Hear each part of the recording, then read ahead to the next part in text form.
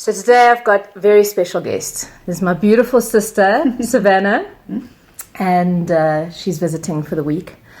And I thought it was a beautiful time for the two of us to talk about what's going on in South Africa at the moment as women. And, for those of you who don't know my sister, she does beautiful work with people and with coaching and with self-development. She's older, by the way, in case you couldn't tell. Lovely, thank you for that. But she has been a massive guide for me and a massive teacher in my life. And I grew up with this incredibly powerful woman as my older sister. And we grew up with probably the most powerful woman any of us could ever meet, our beautiful mother, Wendy, who really taught us what it is to be a woman in the world. And taught us how to be fierce and how to be strong and how to not negotiate our self-worth and how to have boundaries and how to say no. And it also taught us how to always look for the win-win with men. Yes. So it wasn't about having boundaries or, being fierce at any cost to anybody else. The answer was always, how are we going to create a win-win? Yeah. And we were really from birth raised in this kind of home of everybody wins or nobody's winning.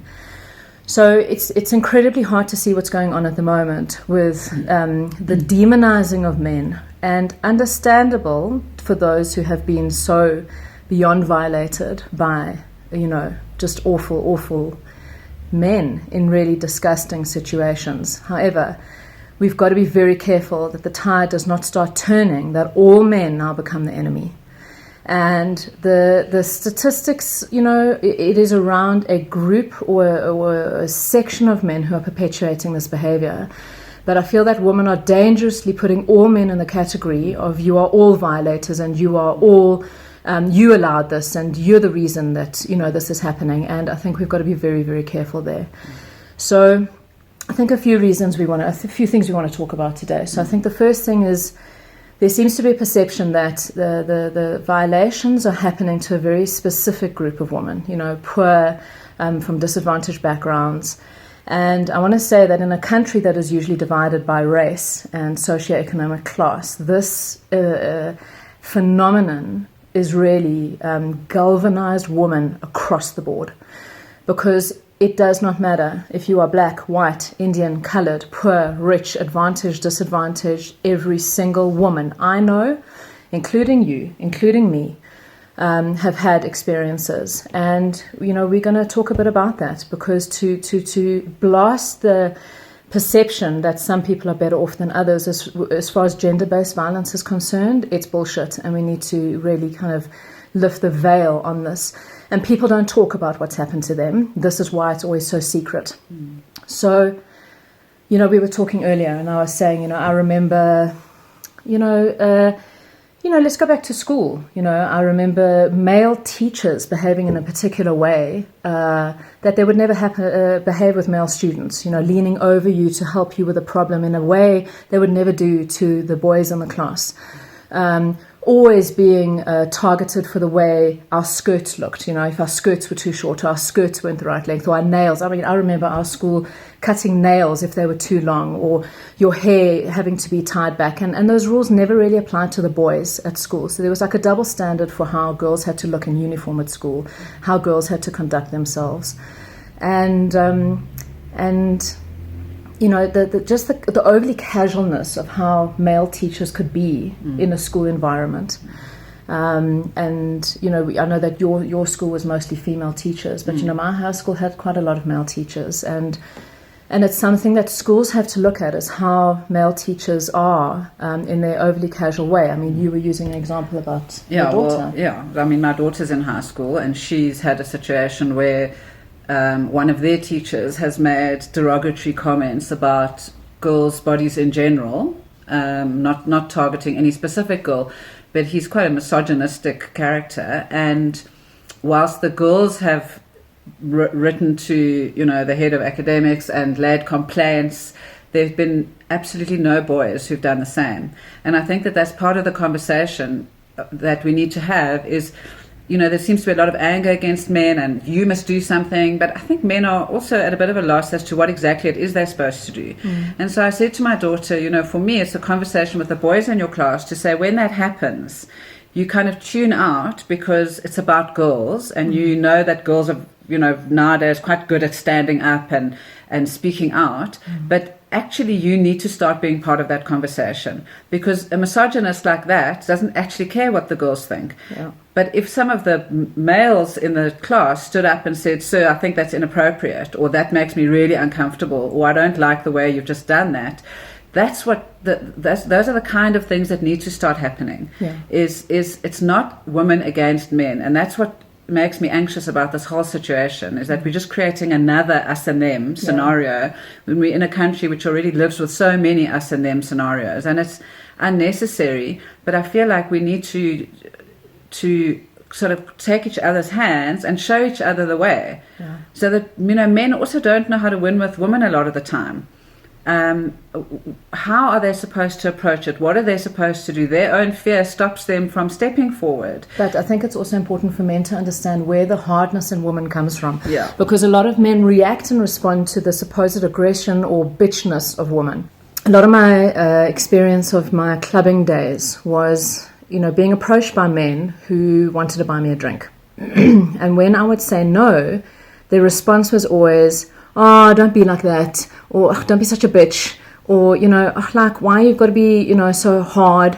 And it would require me having to say a few times, "No, thank you, I'm not interested, no, thank you," before the man would finally go, "Okay, fine, whatever, bitch," and walk off. And I started honing my hardness to get the boundary so clear from the first no that men wouldn't negotiate it with me. Because this is what happens with women, is a man will approach, he wants to buy the drink, or he wants to, proposition. She will say no, and then he now thinks it's open for negotiation. Well, because women are supposed to be so grateful. Yes. Grateful that yes. you've bothered to single me out yes. and validate me by walking over and offering me a drink. Yeah. And then you say no, it's like the woundedness on the man's face. Now, I'd say to all men, when a woman says no, take her at a word. Stop negotiating. Absolutely. Like when the answer is no, I don't want to lift. No, thank you, I don't want to drink. No, thank you, I don't want to go out with you. That is the end of the conversation. Exactly. It is not open for, but if I, and can you, and I promise I won't, and now you're just negotiating. And women now feel that they have to accommodate. So I learned very young to be quite a bitch and to be really hard. And that followed me for a lot of my life. Most words used to describe me are, she's an ice queen, or she's hard, she's tough. Well, I had to learn that if that's what was going to keep me from getting into situations that weren't workable, I was going to have to be that way. Safe. Keep you safe. Every girl has had to grow up learning how to keep herself safe. Yeah. Boys don't necessarily have that same thought process. It's not part of their growing up. Part of being a mother to daughters is teaching them how to be safe in the crazy world we find ourselves in. Yeah. It's not a narrative that boys have necessarily. As far as I know, I could be wrong. I don't have boy children. No, look, I think a lot of this conversation is generalizing a lot. Sure. Obviously there's exceptions to this, but men need to understand that women are bred to have to be hard in order to have a boundary, because men just don't respect them. And men get away with it in a joking, kind of teasing, fun. "Oh, no, I didn't mean anything. Oh, no, I was just joking with you. Don't be so serious all the time." But if we're not serious, it leaves the door open for you thinking you now have access. So women really have to learn, you're either completely open and receiving and kind and nice, which is what a lot of women feel they have to be, or you're the bitch, and then it's, you're too much hard work, you're too much high maintenance, I can't make it with you. And there's no in between for women. So for men, that's the first thing, is understand that a no is a no, and end the conversation right there. Because that's what most women feel they now have to negotiate or pander to that kind of behavior with men. And often out of fear of what will happen if they don't. Yeah. And, I know that the people who know us in our lives and, the men who know us in our lives would always, look at you and me and go, you guys are very strong and, you come from this powerful, home with this mom who raised you in this way, and yet you and me have both had experiences with men, and violations on every level, and it's hard because even though we know to say no, even though we know what boundaries are, when the thing is actually happening, you really doubt yourself. You really question, that this doesn't fit the picture of what I told a violation would look like. Everyone thinks like a violation is a rape. That we can get our heads around. We understand that a sexual violation is a sexual violation. But a lot of the preceding violations up to that point, women aren't prepared for. They're not prepared for the passive aggressiveness. They're not prepared for the delivery in the guise of a joke. They're not prepared for it from friends, from friends of brothers, friends of family, people in an educational institution. Especially in an educational institution, we've been seeing these horror stories this week of universities where lecturers are negotiating grades for sexual favors, because now this person is in a place of authority, and that place of authority has the ability to make or break you in terms of your marks and your qualifications. I heard this as well of a teacher that was promising A's if girls would give him a blowjob in the class. This happens more often than we think. So we've got to go to where it's starting at a school level before we can start addressing it at the adult level.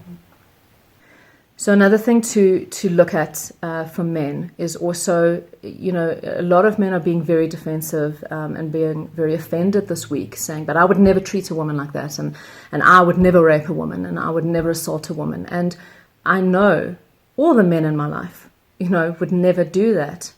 But what does happen with men is banter. What does happen with men is inappropriate joking. What does happen with men is WhatsApp groups where photos and videos and, demeaning jokes get shared, and it's just boy talk, it's just humor. Now, I know a lot of the men in my life, a lot of people I know as friends do this. And I'm calling you to account here that you go through a WhatsApp group you have on your phone, and I want you to just look at some of the photos or some of the commentary that you pass off as being boy stuff. I didn't mean any of it, The fact that you are sharing that, the fact that you are even commenting on it, the fact that you're laughing at it or winking along with it is the problem here. And I think that everybody, also has reached a threshold of being a bit overwhelmed and tired of the over political correctness of society and can't anybody take a joke anymore. But I think men need to realize that within the current climate, within the current context of what is going on in the world, that stuff has to stop right now. Yeah. There might have been a time and a place where women would have just let it go and not taken it so seriously and written it off. But for this time and this place, there is no place for even that sort of jokey, but don't lose your sense of humor. It just can't happen right now. You can't spread that stuff. You can't share those images. There just needs to be a really concerted effort amongst brothers and friends to stop it. Yeah, and who are calling each other accountable of going, do not speak like that about women. Yeah. And I'm not going to joke about this. And say, the statement can be, guys, in light of what's currently going on, I can't partake in jokes like this. I just don't feel it's appropriate. We have to start finding a new way, and we can't be doing this behind closed doors with the oaks in our life and then purporting out there to be men that are for women and stand by women. Yeah. And in the background we partaking in this kind of thing. It's not integrous. It's not workable. Yeah, and it's changing generations of behavior. We get this. This is really it's tough to totally reframe how you banter and joke and connect with in a male group. And I feel a lot of the time women are the source of that banter, and it's going to take some hard, long looks at the self of what topics you can now discuss and what conversations now need to be had. Because for a lot of you, your sons are present at braais and at parties when they can overhear stuff like this going on. And daughters. But the thing I think we're both addressing here is that boys are not standing up. Yeah. That they're kind of leaving girls to have to fight this fight on their own. And boys are not holding other boys accountable by saying this is not okay. So we have massive responsibility for our children and for the next generations to show them how this can be another way, so that it's not another broken generation of this stuff going on and on and on. And we've got to seek to find the win-win. We've got to seek to find how everybody can be okay. And it has to start with conversations in the home. We have to start with conversations around the dinner table with our own husbands, with our own children, with our brothers, with our fathers. And men, I know you are scared. I know you are scared. But so are we. And we've been scared longer.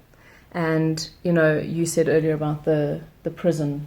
Yeah, that meme that says, if you ask most men what they fear most about going to jail, it's being raped. And what are we to take from the fact that for men, the idea of jail is what everyday life is like for women? Yeah, the fear of being in a male-only environment. And it's something that everybody just has to raise their consciousness about. We're talking about shifting a consciousness here. I don't think anyone right now has the solution for how this completely gets eradicated and sorted out. But it has to start with conversations around the table. It has to start with empowering our children to feel that they can say no in a classroom environment and in a school environment when they see something going on that is not okay, either with other students or with their teachers. It has to progress to a university environment where there is severe accountability for male lecturers who are, manipulating female students for grades in exchange for sexual favors. It has to progress into a corporate environment where huge consequences are happening for inappropriate sexual behavior, and double standards for what is expected of men and what is expected of women. It has to extend into our social situations when we are having parties, brides, get-togethers and events, of the conversations we are having, and not only focusing on the problem, because, especially South Africans, we're good at that. We're good at always focusing on what the problem is. We have to get productive and proactive around what an actual solution is and how we can start implementing stuff here. Yeah, and I think for me what's important around that solution is that I think a lot of these conversations have to be with men, amongst men, because what tends to be the conversation is men saying to women, tell us what you want us to do, or we'll do whatever you think we should. And that has to shift into men having conversations amongst men saying, what are we going to do? Stop waiting for women to tell you what to do. Stop waiting for women to invite you in to the cause to make a difference. This is not women's work. Women are doing their own work on this with women and for women. And men are, looking for women to take the lead and show them the way. And that's part of the problem, is that men have to come up with their solutions. You have to speak to the men in your life and have conversations around what can we do about this? What are we going to do? And come with your solutions. It's not up to women to be the only ones finding solutions. Absolutely. But share and discuss and check in with the woman of your life. And this is what we would love to do. Is that going to be received? This is what we love to do. Is that going to start finding a new way forward? And one of the older guys at my daughter's high school put out this really amazing message to everybody to say this is where he lives, and if there's any girls who need to go somewhere or catch a bus or have got to go to the shops to get something and they're on their own, here's his number and can they please phone him, and he will meet them there and walk with them and just be with them so they're not on their own. And I thought, what a brilliant thing for a young man to do. Not wait for, not just posture or hold a placard, but actually to have a practical solution and say, here's my number, please don't go anywhere on your own, I'm up to accompany you. It's those small things. It doesn't also have to be these overwhelming, huge, societal gestures. Things get changed by those small actions one at a time. So what are those small actions that you can implement in your school, in your workplace, in your home? It doesn't have to be these huge gestures. It can just be something practical and real that's actually going to make a difference in your life and in the lives of the women around you. And build trust, because trust has just been shattered. And trust is a verb. Trust is an action. It is not a promise. And trust comes from consistent, predictable behavior. And it doesn't help that you're all outraged this week, and 3 weeks from now, this is going to become the last kind of news cycle and everybody's moving on to the next thing. We want genuine shift and action here. We cannot afford to take our foot off the throat of this situation. It has to now fundamentally change. So consistent, predictable behavior is what is going to slowly start building the trust in situations. And a lot of small initiatives are happening like this. You know, the restaurants have started this hashtag come in movement, where any restaurant, if you're waiting for an Uber or, you're on your own, you can go into the restaurant and wait in a safe environment without needing to have a booking or needing to sit down. Coffee shops, restaurants, bars, this is where a lot of this stuff is happening, and this is where the consciousness has to change in terms of bouncers making, focusing on what's going on with a drunk girl who's wandered out the club by herself and is standing on the street alone. Like, that's where we've got to be paying attention, is to where these situations flare up into something that's uncontrollable. So, yeah, guys, this is conversations. I think it's a huge is conversation. Huge. It's an endless conversation. We could go on for another 2 hours. But I think we also just need to have a place to verbalize what we're wrestling with internally. So if you have sat and listened to us do that, thanks for that. We hope it starts interesting conversations for you too. But we're definitely going to be talking about this amongst ourselves and with our daughters for weeks and months to come. Yeah, so let's keep the dialogue open, but without the abuse and without the attack. Let's keep the dialogue open, but with solutions, not annihilation, because there's been enough of that. And now we have to seek and turn our face to how we're all going to get through this together. Exactly.